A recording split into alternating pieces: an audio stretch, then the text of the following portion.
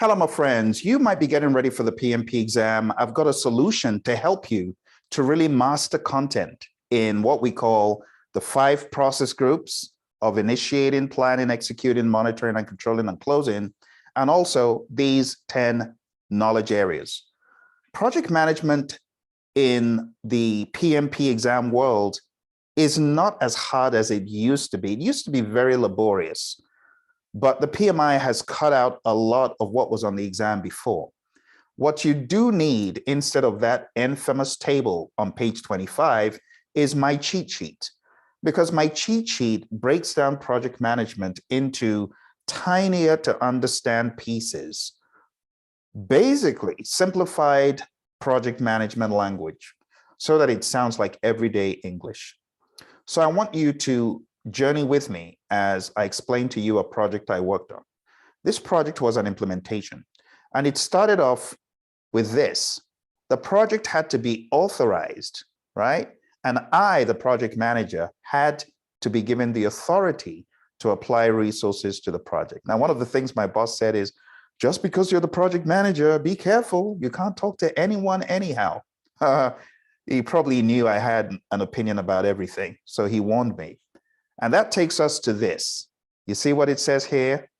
Identifying project influencers and users. In other words, stakeholders.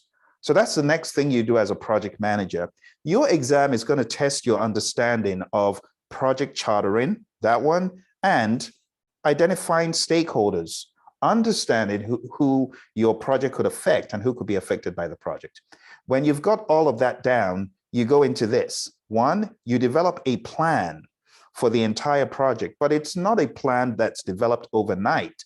This plan is going to evolve gradually. It could start off with a tiny little bit of scope, understanding, then some schedule milestones, then you begin fleshing out a little bit of the budget, and then you go back, putting some more understanding on the scope and the schedule and the cost, and then you begin talking about quality, which could impact cost, and then you begin talking about resources that could impact cost. And where you introduce people, quality, resources, human equipment, materials, supplies, facilities, you are introducing the element of risk.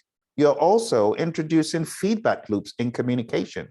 You're also introducing the topic of procurements. So when we take a look at integration, scope, schedule, cost, quality, resources, communication, risk, procurement, and stakeholder, you got to remember the chipmunk mnemonic. It's a simple mnemonic. I saw 6 chipmunks quietly roasting coffee, reading poetry stories. It's a fun little mnemonic. Now there's another mnemonic that goes like this. I saw 6 Cubans quietly rolling cigars, really puffing smoke. Now, I taught that to a healthcare company. They didn't like it. They didn't call me back. I've not been back to that company since. I don't think they liked my little mnemonic about the Cubans. But jokes apart, once you understand the knowledge areas at a high level, you are on your way to success on the exam, because the exam is more about understanding the language. You see, the language, still talking about language. This scenario that I broke down, right? This is really about the language. I'm not really about you cramming this thing. It's about the language. Now, if you haven't already taken a look at the website where you can download this free cheat sheet, I want you to take note of it, because it's out there, right there at the link, Phil's cheat sheet, okay? You can go down to the website, just as I'm about to, just simple as this, and just click on it. It's right there. The PDF version is there. And all this stuff that you're seeing behind me, you can read it up close and personal. So developing a plan for the entire project. And for every knowledge area, we have a statement, like planning how to manage scope, collecting requirements. And each of these replaces the laborious page 25 process group names, process names, I beg your pardon, and all the minutia. All you need is this to interpret. What do you mean by plan scope management?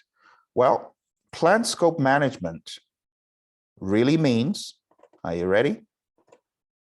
It means planning how to manage scope. Collect requirements means collecting requirements from stakeholders. Define scope means identifying all that needs to be done to meet requirements. That's defining the scope. Define the scope of work to be done to meet the requirements. Create a visual hierarchy of work is create WBS. Planning how to develop the schedule is plan schedule management. Create a list of tasks, define activities, arrange tasks in order, sequence activities, decide how long each task will take, estimate activity durations, create the schedule. That's develop schedule. And we keep moving down. Plan how to manage project cost, estimate each task cost, add up all task costs to a total budget. That's determine budget. Plan how to manage quality of the project and deliverables. That's plan quality management. Plan how to acquire and manage resources, plan resource management. Decide on resource quantity and type. That is estimate activity resources. Plan what to communicate, why and when. That's plan communications management, and so on and so forth. I could read the whole thing to you, but you can do it yourself. Just download the cheat sheet, open up page 25 in the 6th edition, compare the process name, right? Just trace the box. We got scope, go to the box that maps to planning for scope, and you'll see what each of those things is. It's that simple. This is a free cheat sheet. So there's no point complicating this thing. Don't complicate it. Keep it as simple as possible.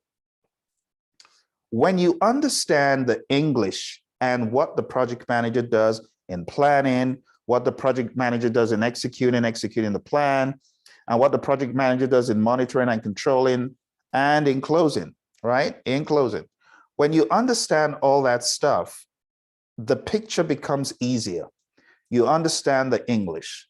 You understand what the project manager is responsible, accountable for. That's what you need for your exam. People spending too much time going through every page in predictive. I love predictive stuff, but if your company is not using it as it should be, there's opportunities there, right? But reading it ad nauseum begins to show the law of diminishing returns. You're putting all this energy, putting all this work, ain't nobody using it in your firm. It's not on the exam. You got to be smarter. You got to understand a better world order of Agile. And it's come to stay. PMI invested in buying an Agile company and more Agile certifications is because they know what value it brings to companies. It's that simple. So while I want you to read all this stuff, I also want you to remember the Agile stuff as well, but that will be for another day. For now, I'm hoping this cheat sheet shortens your prep. Someone says, Phil, but what should I do? Google PMP exam 1-minute summary or Praizion 1-minute summaries.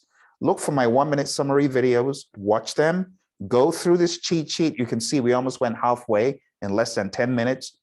Just understand the English. Don't even cram or memorize. Just, for example, read. What does it say up there, right? Planning how to manage scope. What does it say over there?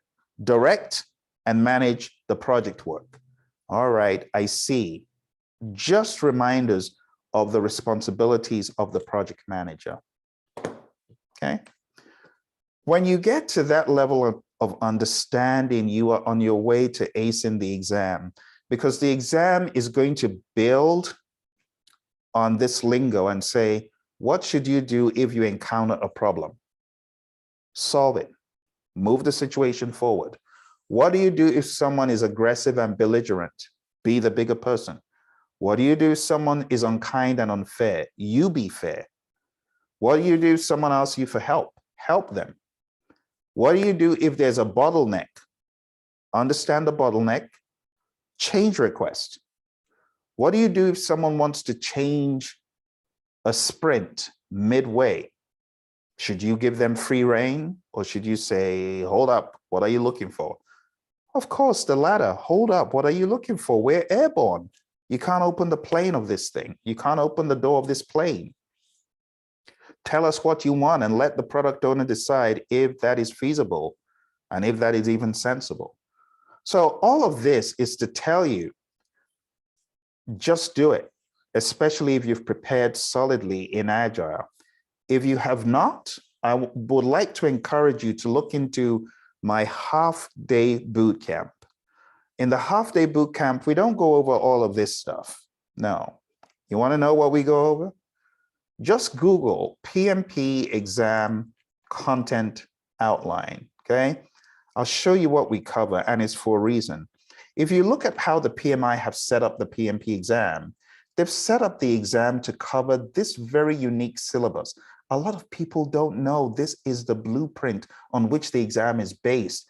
If you're able to tackle the tasks in each domain, the likelihood of you acing the test is hugely amplified. And that's why in the training program, if you go onto the website, hpmexam.com, if you go there, you'll find that the syllabus maps back to what I showed you. It's a syllabus that is based on the PMP exam content outline.